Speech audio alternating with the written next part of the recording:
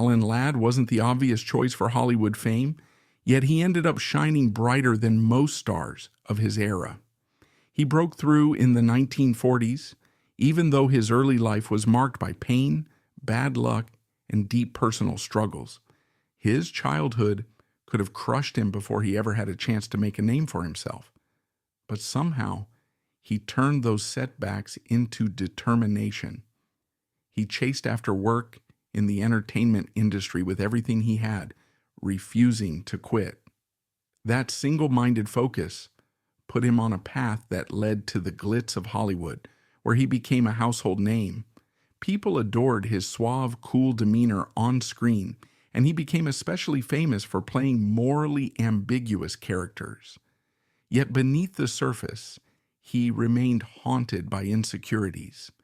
He never quite felt like he belonged among the tall, glamorous actors that surrounded him, and he worried about the slightest hint of failure. When people talk about Alan Ladd, they often talk about the contrast between his tough film persona and his fragile self-image. He was born into tough circumstances. Early on, he lost his father, an event that shook him to the core.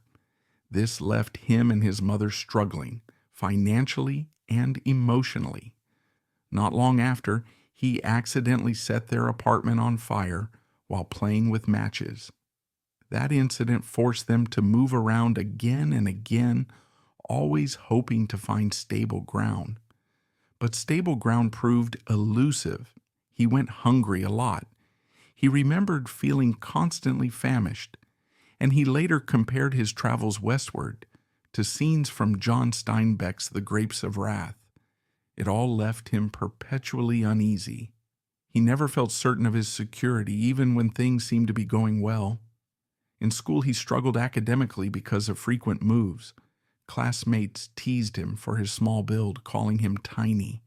That nickname stuck and became a reminder that he was never quite as big or strong as he wished to be.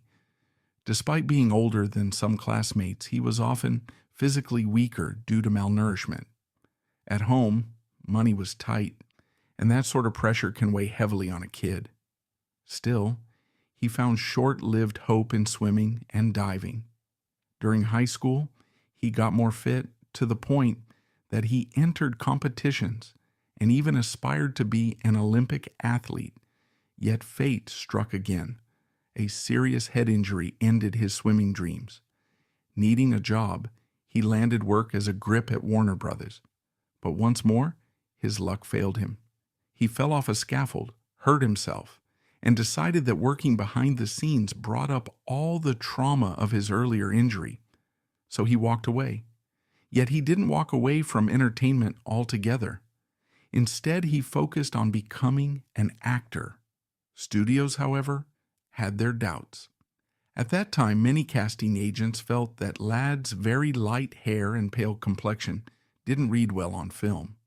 One studio dropped him and said he was too blonde. But he was stubborn enough to keep going. He worked on his voice in acting school after enduring criticism from his teacher, who said his voice was too high and that he was too reserved. If someone told him he couldn't do something, he would push even harder. That fierce motivation paid off in radio, where he discovered that his newly trained, deeper voice gave him an edge. He portrayed multiple roles in a single program, earning notice for his ability to sound like both a father and a child. That was how he eventually met Sue Carroll, a retired silent film star who became his agent and later his wife. She recognized that radio was just one stepping stone. She took him under her wing, introduced him around the industry, and fought to get him the visibility he needed. She also helped him land film roles, including the breakout part of Raven, a conflicted hitman in This Gun for Hire. Audiences were mesmerized by that performance. His portrayal of a ruthless killer with surprising soft spots made him stand out. Suddenly, everyone wanted him in gangster and film noir roles. It seemed at that point like his career was ready to soar, but reality always found a way to stomp on his achievements. Personal tragedies kept piling up. In 1937, Ladd's mother took her own life, and he was the one who found her lifeless body in the back seat of his car. That image never left him. He still had to push forward. By 1941, his marriage to his high school sweetheart, Midge, dissolved. With Sue Carroll, he found a strong professional partner, and soon they were linked romantically as well. Their union might have started out as a business relationship, but it became a marriage that guided his career to greater heights. When World War II broke out, he was drafted and ended up in a unit that produced training films for the U.S. Army Air Forces. Not long afterward, however, he was discharged due to stomach and digestive problems. That meant he could go back to making movies, which turned out to be a great thing for fans of noir and westerns. He built a reputation for playing the antihero, men who were dangerous but also charming. The press attributed the shift in the look of American gangsters on screen partly to him.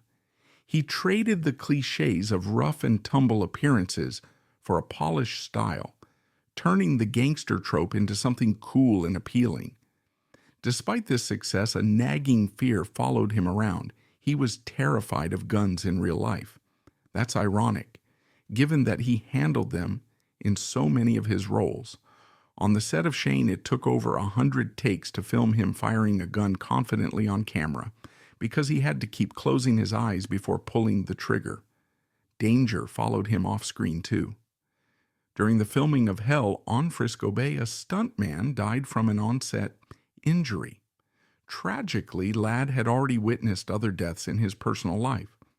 Incidents like that likely reinforced any lingering sense of doom he carried around. Then, there was his issue with height. He was 5 feet 6 inches, which was short for a male lead in Hollywood, especially if paired with leading ladies who might tower above him.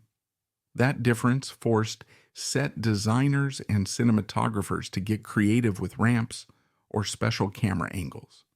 Veronica Lake, who was even shorter, was cast opposite him in several films, and the two formed a famous duo on screen.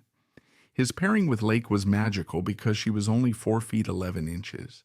She made him look taller, and together they created some of the era's most memorable noir images. But that didn't solve his self-esteem problems, and in interviews, he sometimes revealed just how deeply he disliked his own looks. He openly stated he would change everything about himself if he could. His humility veered into self-loathing. Even after achieving box office success, he described himself as having the face of an aging choir boy and the build of an undernourished featherweight. Those comments were hints at the depths of his insecurity. He went through a period of conflict with Paramount when he tried asking for more money. The studio suspended him, replaced him on a film, and basically showed him how expendable they felt he was. This experience rattled him, and he ended up signing a new agreement without the freedom to work for other studios, all to get a pay raise and keep his name in the spotlight. His logic was that if he didn't keep making movies, the public would forget him. He was terrified of vanishing into obscurity. In that quest to maintain his star power, Paramount tried casting him in roles outside the gangster niche.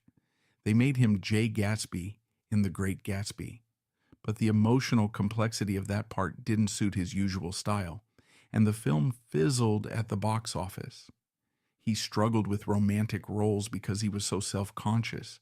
His co-stars noticed how anxious he was, especially when he had to gaze beyond a certain angle. He worried about how the camera saw him. He remained stiff, rarely letting loose or laughing on set. People found him polite but distant.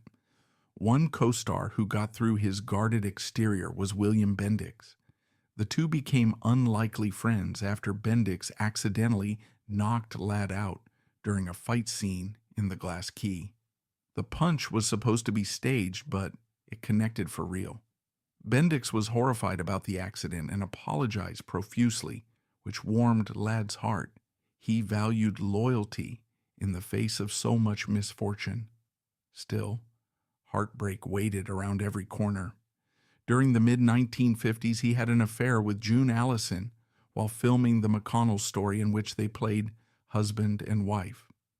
Ladd fell hard for her, willing to leave his own marriage, but Allison wasn't prepared to abandon her husband, Dick Powell, so the affair ended.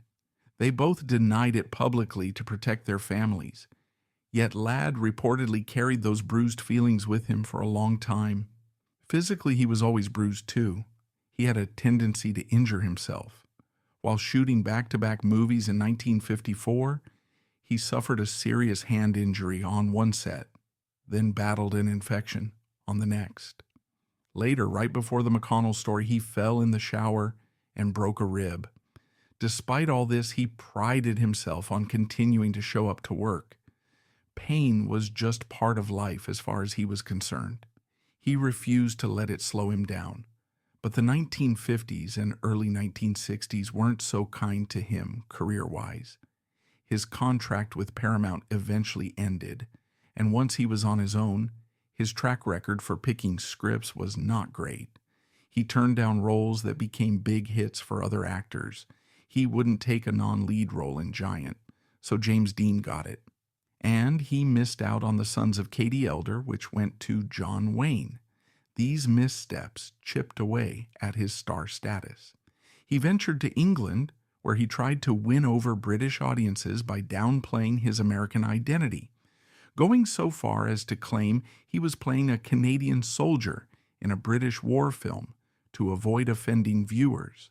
He was desperate to protect his legacy, to remain relevant in an industry that was always hungry for new faces. Sadly, he struggled more and more with addiction. Much like his mother, he leaned on alcohol to get through his anxieties, to cope with insomnia, and to dull the feeling that he might be sliding into irrelevance. Sometime in 1962, he was found with a bullet in his chest, claiming he'd tripped while investigating a possible intruder. He explained the gun had gone off by accident. Authorities accepted his statement, though many people believed it was a failed suicide attempt, given his persistent depression and tendency to see everything through a negative lens. His final major role was in The Carpetbaggers, where he played a character named Nevada Smith. The film's plot mirrored elements of Ladd's own life. It depicted a star once adored for his cowboy roles, now fighting to stay relevant as younger talents rose. Ironically, The Carpetbaggers did well at the box office, scoring one of the biggest hits of 1964. It was so successful that the studio planned a prequel about Nevada Smith, presumably still with Ladd in mind. But he never got to see that project take shape.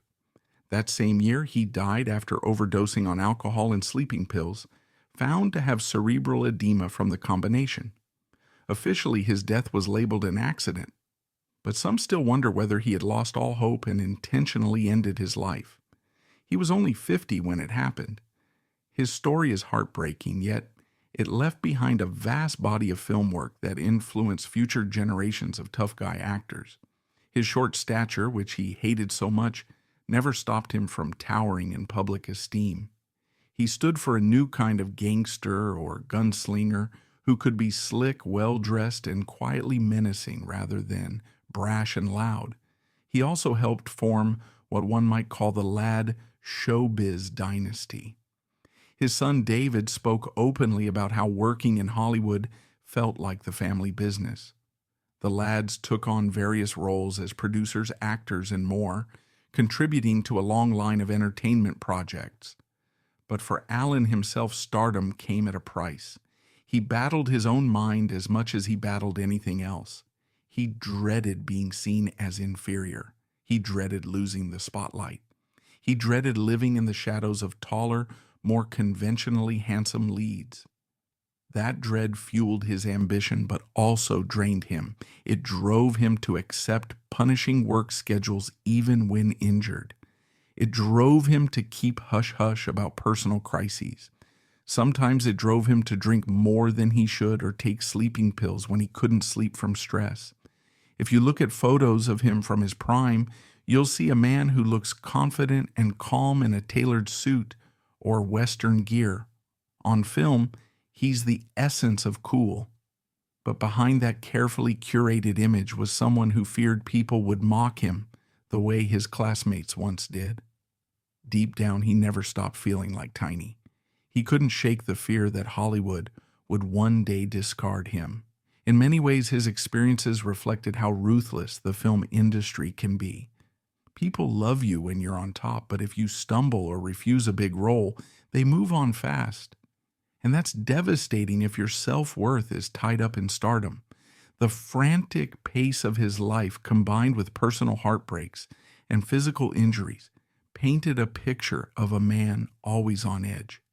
He poured his anxieties into his roles, which is perhaps why audiences sensed something deeper in his performances, even when he played a hardened criminal. There was a tender, longing quality that made him sympathetic. Take his breakout role in This Gun for Hire. Raven was a hired killer, but he was also a wounded soul. That duality resonated with viewers who felt they could glimpse genuine pain behind his eyes. In Shane, Ladd brought a conflicted nature to the title character, a gunfighter who can't escape his past. Scenes in that film show you a hero who wants to be more than a wandering fighter. Paramount, however, was heavily invested in typecasting him because it sold tickets. They had a formula: put him in gangster or Western roles, maybe pair him with Veronica Lake and watch the money pour in. They weren't particularly concerned with exploring his ability to show deeper emotional range. He wasn't a romantic lead in the sense that many studios expected. He never had that carefree flirtation that some leading men radiated. That's one reason his portrayal of Jay Gatsby felt so off. He probably identified with the tragic side of Gatsby, but the role required a certain romantic longing that Ladd found awkward to convey.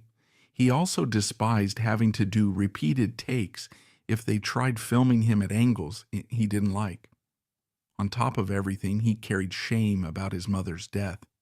No matter how often friends tried to reassure him that it wasn't his fault, he couldn't erase the memory of finding her after she ingested poison in his car. And he must have wondered if he might be destined to follow a similar path, especially given his own bouts of depression. When he met Sue Carroll, it was a turning point because she believed in him enough to become his agent. She advocated for him in ways he couldn't advocate for himself, shining a light on the hidden star quality that studios originally overlooked. Many said that without her, he wouldn't have gone nearly as far. Their relationship, though, was complicated. Some believed it was purely practical. They were a team who needed each other to survive Hollywood's Shark Tank. Others say there was genuine affection, but it's probably both. He wasn't always the easiest partner to live with, given his inner turmoil. Then came the difficulties in the early 1960s, when Westerns and noir films weren't quite as dominant, and new leading men were entering the scene. Hollywood was shifting, and Ladd was stuck with old-school stardom that was fading. He tried to keep up, to pick new projects, but he missed some golden opportunities that might have rejuvenated his career. The heartbreak and humiliation of seeing roles become hits for other actors must have been profound. Each lost chance was another blow to his confidence. Meanwhile, he had ongoing physical setbacks. The man was no stranger to cuts, bruises, or more serious wounds from accidents. It was almost as if each film set he visited guaranteed some mishap, but he trudged on. The idea of losing work was more terrifying than bodily pain. Alan Ladd's final role in The Carpetbaggers, 1964, carries a poignant sense of irony, as it mirrored his own life in deeply reflective ways. In the film, Ladd played Nevada Smith, a cowboy who achieves immense popularity, but whose career gradually declines until his fame is nearly extinguished. The parallels between Smith's on-screen trajectory and Ladd's real-life struggles, with maintaining his stardom were striking. At the time, Ladd's career was far from its former glory, making his portrayal all the more personal and meta. What adds another layer of irony is the immense success of The Carpetbaggers. The film became one of the highest-grossing movies of 1964, ranking fourth overall, and its popularity was so significant that plans for a prequel centered around Ladd's character, Nevada Smith, were announced shortly after its release. This marked a potential career revival for Ladd, a chance to step back into the spotlight with a character that had resonated with audiences. However, this comeback was tragically cut short by the heartbreaking events that followed.